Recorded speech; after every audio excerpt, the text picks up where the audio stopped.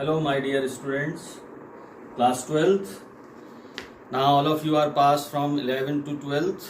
I think so. All you will be safe in your houses during lockdown, and it is very important. Be safe in the house and study online. I am very happy today that I have first time made my first video lesson for you, class 12th, and I am going to introduce my lesson. Class 12th, electrostatic is the first lesson. Electrostatics is actually the unit, and according to NCERT book, it contains the two chapters.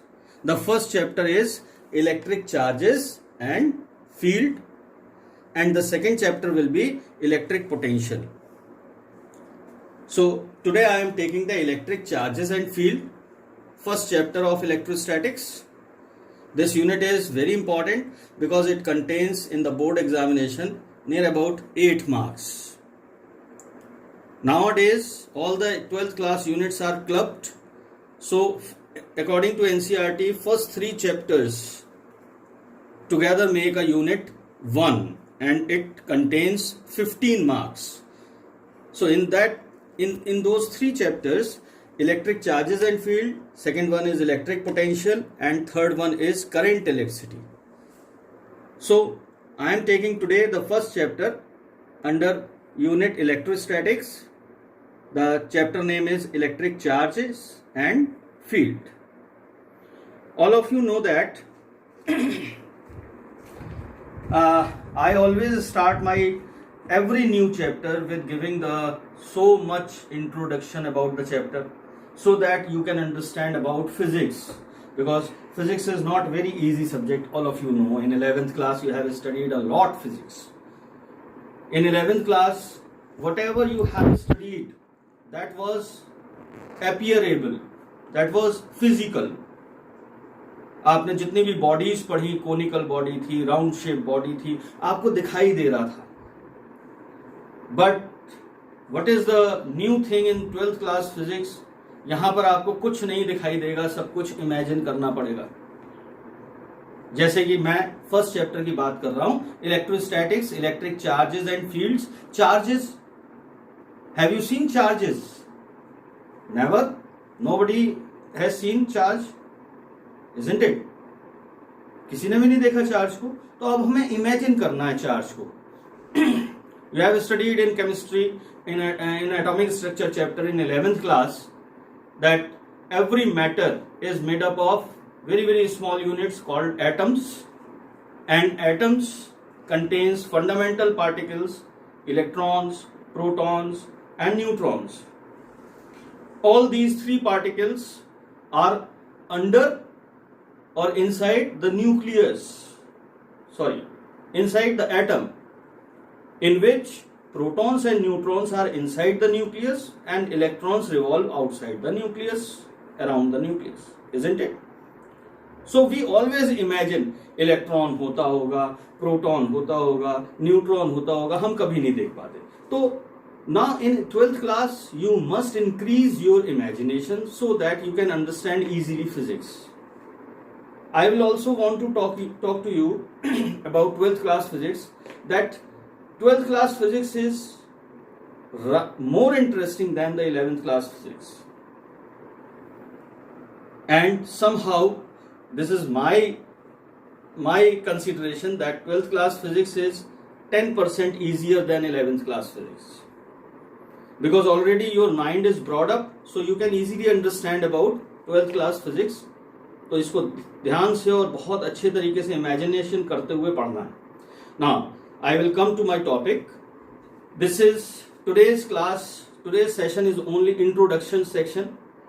So introduction session में आप लोगों को अच्छे से समझना है कि हम पढ़ने क्या जा रहे हैं. So first of all, I have taken in the introduction, first part is or topic is important physical quantities. हम कौन कौन सी फिजिकल क्वांटिटीज इस पूरे चैप्टर में पढ़ेंगे इलेक्ट्रिक चार्जेस एंड फील्ड में. उसमें सबसे पहले इलेक्ट्रिक चार्ज, उसका मैंने सिंबल दिया है Q, और स्मॉल q भी बना सकते हैं. इसकी SI यूनिट होती है कूलम, इसका सिंबल होता है capital C. Similarly electric charge होगा तो उसका फोर्स होगा अट्रैक्टिव फोर्स या रिपल्सिव फोर्स, उसको हम किससे डिनोट करेंगे, एफ से। और हम इसको और अच्छी तरीके से डिफरेंशिएट करते हुए एफ ई भी लिख सकते हैं, इलेक्ट्रोस्टैटिक फोर्स। इसकी यूनिट वही पुरानी 11th क्लास वाली, Newton, and the symbol is an. 2-3 things are very important and very much new for you now. Third one is absolute permittivity. ये क्या होती है परमिटिविटी, ये हम आगे बात करेंगे थोड़ी सी देर बाद। अभी हम यहाँ पर नाम याद कर लेते हैं कि एक नई फिजिकल क्वांटिटी है हमारे लिए एब्सोल्यूट परमिटिविटी। इसका दूसरा नाम भी होता है परमिटिविटी ऑफ फ्री स्पेस और vacuum, and its symbol is epsilon. It is called, this symbol is called epsilon. और नीचे क्या लगा है, not, zero. So it's symbol is epsilon not, and its SI unit is Coulomb square, Newton -1, meter -2. Next new quantity is permittivity. It is not absolute, it is permittivity. So its symbol is epsilon. There is no naught, only epsilon. Its unit is same, Coulomb square, Newton -1, meter -2. And then relative permittivity, its symbol is epsilon r, relative r. और इसको दूसरा नाम देते हैं dielectric strength और constant, that is K. It has no unit. Now second one important thing is important values. We must know about these fundamental values. Charge on an electron, we all know 1.6 into 10⁻⁻19 coulomb, and its symbol is e, small e. Because we are talking about the charge of an electron, so electron charge is in negative, so minus 1.6 into 10⁻⁻19 coulomb. Similarly, charge on a proton, E positive is the symbol, plus 1.6 into 10⁻⁻19 coulomb. Mass of an electron, Me, symbol 9.1 into 10⁻31 kilogram. Mass of proton, Mp 1.67 into 10⁻27 kilogram. And in the starting which we have taken the new quantity absolute permittivity, that is epsilon naught, and its value is 8.854 into 10⁻12 Coulomb square, Newton -1, meter -2. And the last one, this is a very very important topic in this chapter, Coulomb's law. In the Coulomb's law, Coulomb's constant is there, that is small k, and it is equals to 1/4 pi, again the same epsilon naught. And its whole value, calculated value is 9 into 10⁻9 Coulomb -2 Newton meter square. Now, this chapter, electrostatics, particularly electric charges and field, and all kinds of topics in the electrostatics, comes into a vast branch of physics that is called electromagnetism. बच्चों डरने की जरूरत नहीं है, 12th में मैं हूं। Electromagnetism जो है ये हमारे 12th क्लास के सिलेबस का सबसे इंपॉर्टेंट पार्ट है, बिकॉज हमारी फर्स्ट बुक लगभग इलेक्ट्रोमैग्नेटिज्म के ऊपर है। Now electromagnetism has 2 branches, electrostatics as well as electrodynamics. In the electrostatics we talk about the electric charge which is at rest. And when the electric charge is at motion, we will talk about the electrodynamics, which is a part of electromagnetism.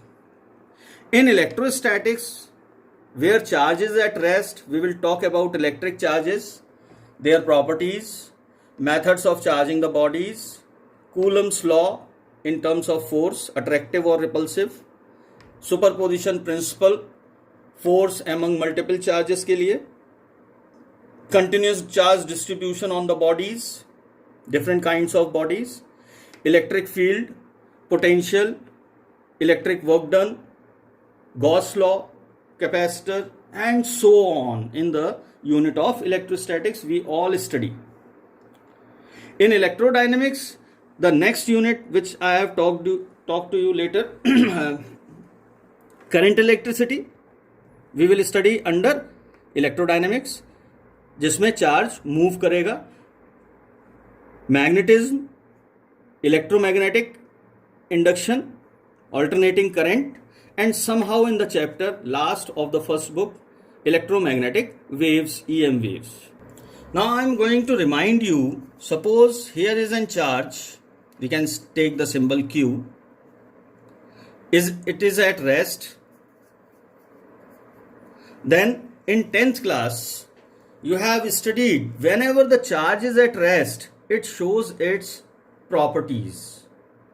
So can you tell me what kind of property charge shows when the charge is at rest? I will tell you only one property, that it shows its electric field.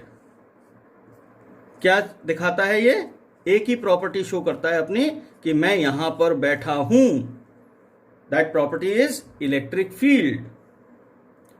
और जब charge motion में आ जाता है, यही charge अगर motion में आ जाए, ये चलना शुरू कर दे, then it shows its first property as it is electric field, but it shows its magnetic field also.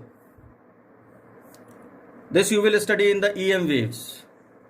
This you will study in the current electricity also, the third chapter of NCERT book. Whenever electric current in terms of charges, electrons, flow through a conductor wire, then it shows both conditions. Electric field तो होता ही है उनका, वो अपना एक नई property show करना शुरू कर देती हैं. कौन सी? Magnetic field. कौन सी? Magnetic field. हमें इसी मैग्नेटिक फील्ड से ही खतरा रहता है, जिसकी वजह से आपने देखा होगा कि जितने भी वायर्स होते हैं, कंडक्टिंग वायर्स, उनके ऊपर एक प्लास्टिक कोटिंग चढ़ी रहती है. देखा है ना? वो प्लास्टिक कोटिंग हमें मैग्नेटिक फील्ड से बचाती है. क्लियर? आप लोगों ने बहुत सारे ट्रांसफॉर्मर्स देखे होंगे अपने घरों के आसपास, तो वहां पर आपको ट्रांसफॉर्मर के पास से जब आप निकलते हैं तो एक बजिंग साउंड आती है या हमिंग साउंड आती है, करके. ये जो साउंड होती है मैग्नेटिक फील्ड की होती है, क्योंकि बहुत सारा चार्ज वहां पर फ्लो कर रहा होता है. सो when the charge is in motion, it shows two properties, electric field as well as magnetic field. And when the charge is at rest in electrostatics, it shows only one property, that is electric field. Understood? Our topic. Now, our topic is actually the electric charges. So, charge is what?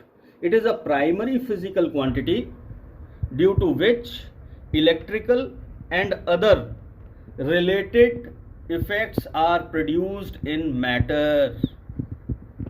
Electric charge is a scalar quantity. I just give you the symbol. Electric charge symbol is Q. I have already told you, or small q, and its SI unit is coulomb. The symbol is capital C. So, according to the bookish definition or physics definition, it is a primary physical quantity due to which electrical and other related effects are produced in matter. ये electric field, ये magnetic field, ये सारे के सारे electrical effect ही तो हैं किसी matter में. मैटर कौन सा है? कंडक्टर, जिसमें करंट फ्लो हो रहा है चार्जेस के फॉर्म में. Isn't it?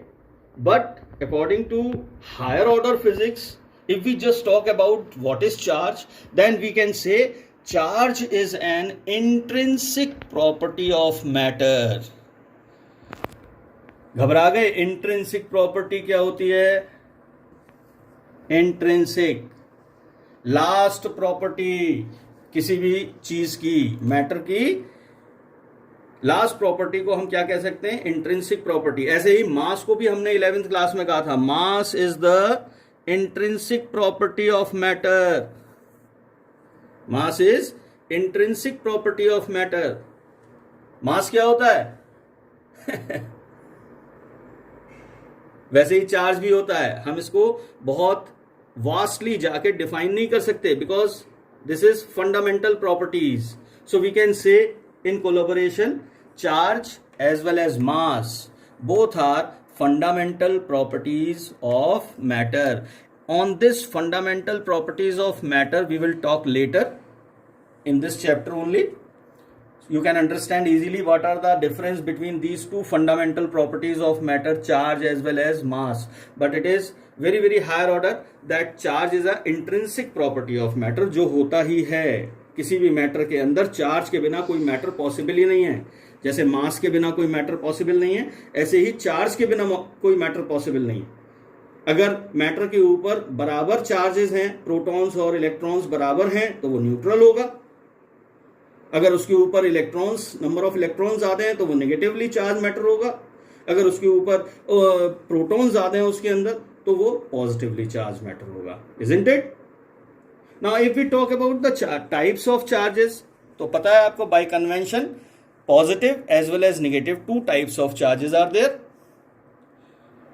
चार्जेस की बात हुई, अगर हम थ्योरी में जाएं बहुत ज्यादा जो एनसीईआरटी बुक में दी हुई है, तो इन 600 BC in Greek mythology, charges were discovered, and by doing rubbing the matters, different rubbing the matters, and after rubbing the matter will attract to some other matter or repel some other matter, तो उसके बाद वो charges कहे गए. Actually charges को positive और negative कहा किसने सबसे पहले? It was Benjamin Franklin, a great physicist, American physicist, who called the charge on a glass rod rubbed with silk cloth as positive charge. यानी कि एक ग्लास रॉड को जब हम रब करते हैं किसी सिल्क क्लॉथ से,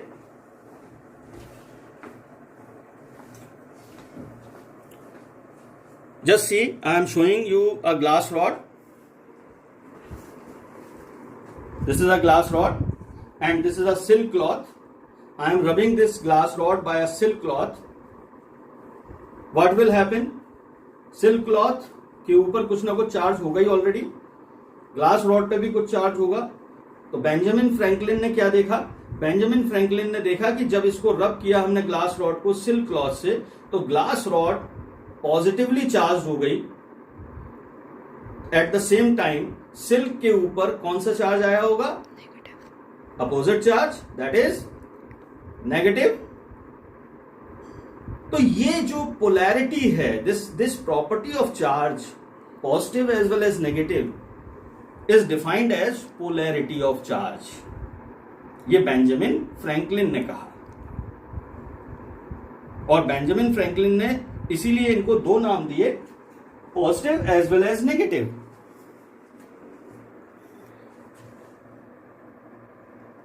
and the charge on the rubber rod, इस ग्लास रॉड की तरह ही अगर रबर रॉड ले लें और उसको अगर हम फर से रब करें, तो फर से रब करने के बाद क्या होगा? यही ग्लास रॉड नेगेटिवली चार्ज हो जाएगी. तो फर कैसा हो जाएगा? पॉजिटिवली चार्ज हो जाएगा. So a term polarity is used to specify positive as well as negative charge, and we are calling there are two kinds of charges, positive as well as negative. Now if we talk about the bodies having no charge, then these are called neutral bodies. Neutral, isn't it? If we just talk about the simple property of charge, then we know that positive called like charges as well as negative charges are called like charges. So if the two bodies having the same kind of charge, either positive or negative, when they come closer to each other, they will repel each other. Repulsive force होगा उनके बीच में, एक दूसरे को दूर हटाएंगे अपने पास से. इसी तरीके से अगर हम एक पॉजिटिव बॉडी और एक नेगेटिवली चार्ज बॉडी को पास लाएं, called unlike charges, then attractive force होगा उन दोनों के बीच में. They attract each other. Clear? So one law of electrostatics comes in the specification condition. Like charges repel and unlike charges attract each other. This is a higher order condition. After that I am telling to you, this fact is known as Cavendish law of electrostatic attraction and repulsion. Note it down, this condition. Cavendish law of electrostatic attraction and repulsion is what? Like charges repel each other and unlike charges attract each other.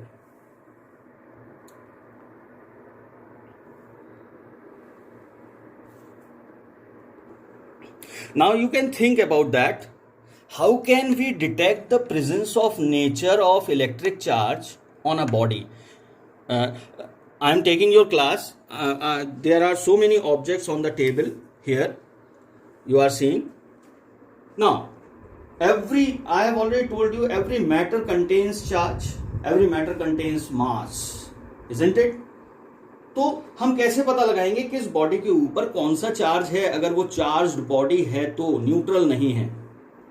अगर charge body है तो हम कैसे पता लगाएंगे कि उसके ऊपर चार्ज है और कौन सी पोलैरिटी का चार्ज है, पॉजिटिव है या नेगेटिव है? तो क्या यूज करेंगे? A very sensitive and commonly use device known as gold leaf electroscope. छोटी क्लासेस में आप इलेक्ट्रोस्कोप पढ़ चुके हैं.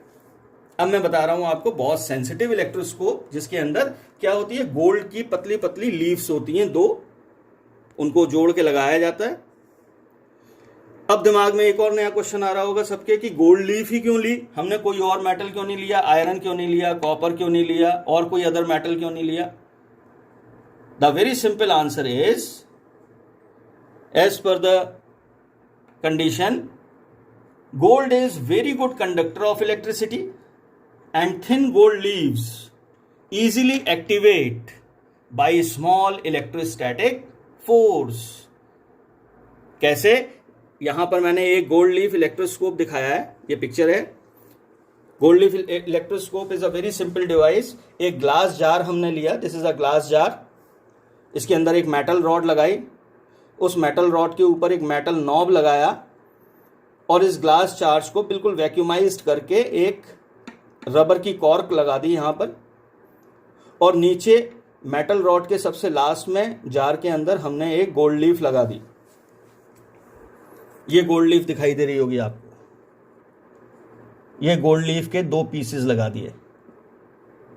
जैसे ही इसकी नॉब पर हम एक पॉजिटिवली चार्ज्ड ग्लास रॉड लाए, क्या होगा? जैसे ही हमने नॉब से टच कराया इसको, रॉड को, तो ये चार्ज अंदर जाएगा. ये जा रहा है चार्ज अंदर, दोनों ही कंडीशन में पॉजिटिव चार्ज जाएगा दोनों साइड पर, इधर भी और इधर भी. तो जैसे ही ये दोनों चार्जेस अंदर जाएंगे, ये गोल्ड लीफ एकदम से डाइवर्ज हो जाएगी, इस तरीके से बाहर की तरफ डाइवर्ज हो जाएगी. क्यों हो जाएगी डाइवर्ज? क्योंकि दोनों ही गोल्ड लीफ के ऊपर पॉजिटिव चार्ज आया एक सा, है या नहीं? जब एक साथ पॉजिटिव चार्ज आया तो वो एक दूसरे को क्या करेंगे? रिपेल. क्या करेंगे? रिपेल. Is that clear? कितना रिपेल करेंगे? How much repulsion?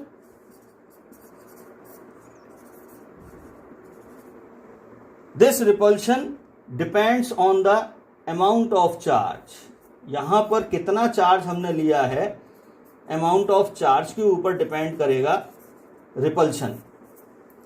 अगर ज्यादा अमाउंट में चार्ज है तो डाइवर्जन ज्यादा होगा. अगर कम अमाउंट में चार्ज है तो डाइवर्जन कम होगा. मगर डाइवर्जन होगा अगर सेम काइंड के चार्जेस हैं. Is that clear? So working क्या है? Divergence of the two halves of the gold leaf shows the presence of electric charge. अब इलेक्ट्रिक चार्ज की नेचर कैसी है वो हमें कौन बताएगा? Repulsion as well as attraction. तो अट्रैक्शन की तो अभी हमने बात ही नहीं की. एक चीज और, degree of divergence depends upon the quantity of electric charge given to the electroscope. अभी मैंने समझाया. as well as one important point is also there, divergence shows repulsive force between gold leaves. ये बात याद रखनी है.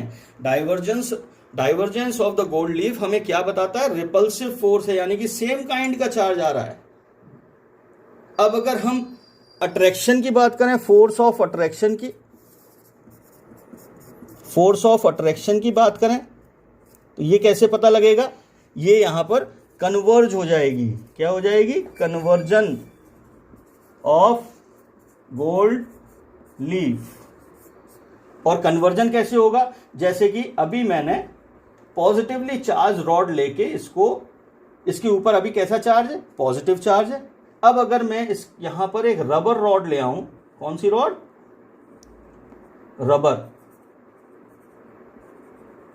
रॉड, रबर रॉड के ऊपर कैसा साइन होगा, कैसा चार्ज होगा, नेगेटिव का। तो जैसे ही रबर नॉब का नेगेटिव चार्ज इसके ऊपर गया तो एक साइड तो इसकी पॉजिटिव है ही, और साथ में कौन सी साइड आ गई, नेगेटिव साइड। नेगेटिव साइड जैसे ही आएगी ये क्या हो जाएगी, ये जो डाइवर्ज हो रखी थी ये आपस में कन्वर्ज हो जाएगी। क्या हो गई, converge. This conversion shows the force of attraction. तो बच्चों शायद समझ में अब आ गया होगा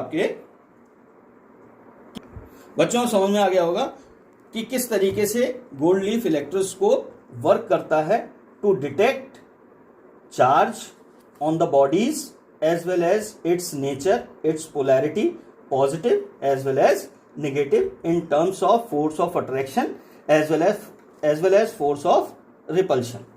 Now I am giving to you the time to note it down all these conditions.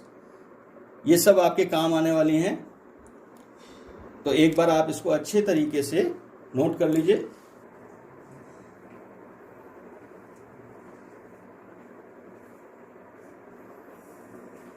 जी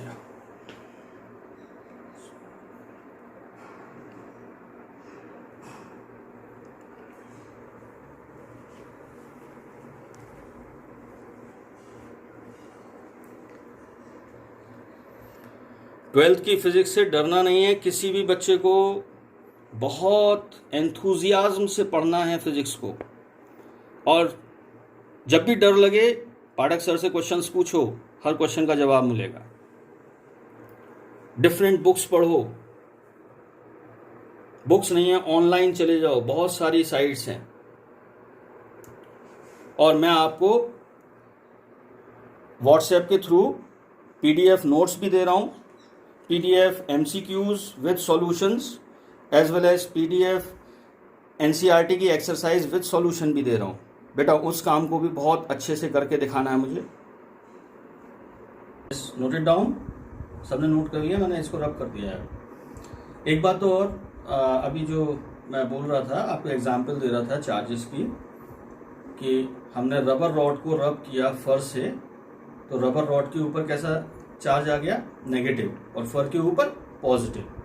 मैं उस टाइम ग्लास रॉड हाथ में लिए हुए थे तो ग्लास रॉड पे ही बोल दिया था मैंने, ग्लास रॉड पे नहीं आएगा नेगेटिव चार्ज, रबर रॉड पे ही आएगा. ठीक है ना, आगे बढ़ते हैं.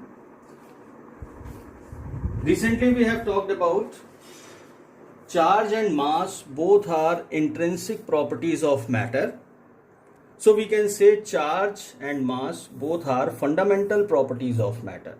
So without these two things, charge as well as mass, matter cannot be exist. अगर कोई चीज मैटर है, जिसको हम मैटर बोल रहे हैं, तो उसके अंदर मास होगा, आप सबको पता है. It occupies space. Yes, then mass without charge cannot be possible in the matter, because charge, when we talk about, we are talking about electron, we are talking about proton, both have charges, electrons as well as protons. Now we must know about what is the fundamental difference between charge and mass. To understand the fundamental difference between charge and mass, first of all we must know about charge always comes with mass. It is a very important thing. Mass may or may not नहीं लगेगा. मास ये इसका उल्टा नहीं हो सकता कि मास charge के साथ आता है, ना. चार्ज के साथ हमेशा मास आता है, क्योंकि charges are made up of either of electron or of proton. Both have their own masses. If we just talk about the difference of these charge as well as mass, so first very simple difference is charges are of two types, positive and negative. But we talk about mass, it is always be positive. मास के बारे में हम कभी negative बात नहीं करते. Clear? मास हमेशा positive होता है. नंबर टू अगर हम मास में ही बात करें, you have studied in the 11th class one formula of mass. M it is equals to m naught upon under root 1 minus v square over c square. You all remember that m naught is the rest mass of the body.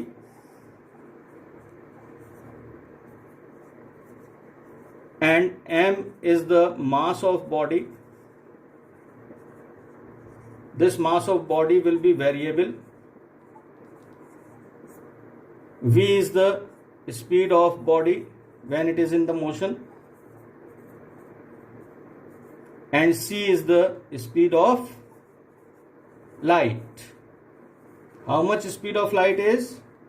3 into 10 raised to the power 8 meter per second. With the help of this formula, we have studied in the 11th class that whenever the body is in the motion with velocity v, its mass changes. When body is in the motion, its mass, which mass? Small m, changes. Why changes? Because of this formula. C value is 3 into 10 raised to the power 8 meter per second and V value will be something. Now you can ask me, 11th class में तो हमें नहीं पता लगा कि जब हम चलते हैं तो हमारा मास डिफरेंट हो जाता है हमारे रेस्ट मास से, है ना? क्यों नहीं पता लगा 11th क्लास में? 11th क्लास में हम पढ़ रहे थे mechanics. In mechanics we have taken V. In numericals, you have taken 10 meter per second, 50 meter per second, 100 meter per second, 200 meter per second, and so on. Now compare these velocities with the velocity of light. It is 3 into 10 raised to the power 8. Very, very large. So this particular value, term value v square over c square will be negligible. Zero मान सकते हैं इसको. Isn't it? So when we put this value 0 in the formula, we will get m बराबर m naught. तो जब हम जैसे लोग या सिंपल बॉडीज जब चलती हैं तो हमें पता ही नहीं लगता कि मास हमारा चेंज हुआ है या नहीं हुआ है. Got it this formula? Yes?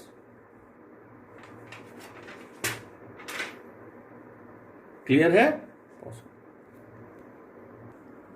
Clear this point? Why m it is equal to m naught. और हम पता नहीं लगा पाते कि हमारा मास चेंज हो रहा है या बॉडीज का मास चेंज हो रहा है. बस चल रही है, मूविंग है, उसकी कोई एक अपनी स्पीड है, तो भी उसका मास हम पता नहीं लगा सकते कि हमें लगता है दोनों मास बराबर हैं because of difference between the value of v as well as value of c. c is very, very much greater. But in 12th class physics, we will talk about very, very small particles like charges. For example, electron speed is approximate 10 raised to the power 6. Beta particle की जब हम बात करेंगे तो beta particle की speed कितनी होती है? 10 रेज़ टू द पावर 7 की स्पीड से दौड़ता है, बिल्कुल तेजी से, जुर,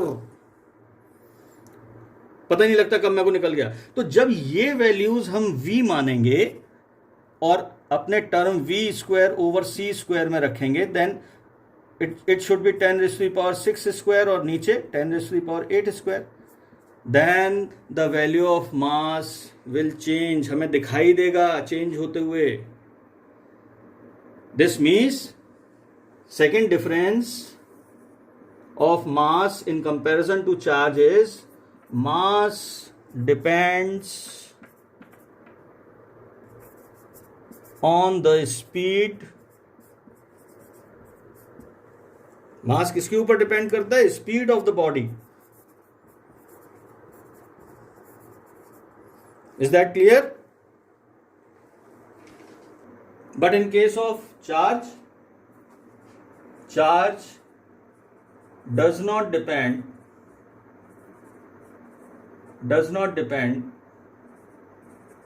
on speed. मास करता है डिपेंड, चार्ज नहीं करता है. तो ये एक हायर ऑर्डर कंडीशन है जो अब आपको 12th क्लास में आनी चाहिए, because our paper from last 2-3 years is so much technical and conceptual, so such kind of problem it may be asked by the examiner in the board examination. और इसमें आपको बहुत सारी नई चीजें भी पता लगी होंगी. ये फॉर्मूला हमने पढ़ा तो था 11th में, बट इसका यूज नहीं किया था. यहाँ आप यूज करते हुए भी देख रहे हैं कि हम कैसे यूज कर रहे हैं. So I think so my introduction is over and I will just tell you in my next session about the properties, fundamental properties of charge, conservation property, quantization property, repel करते हैं like charges, unlike charges, attract करते हैं, ये बता ही चुका हूँ. additivity property of the charges. उसके बाद methods to transfer charge from one body to another body, Coulomb's law, superposition principle, I will talk to you. Thank you.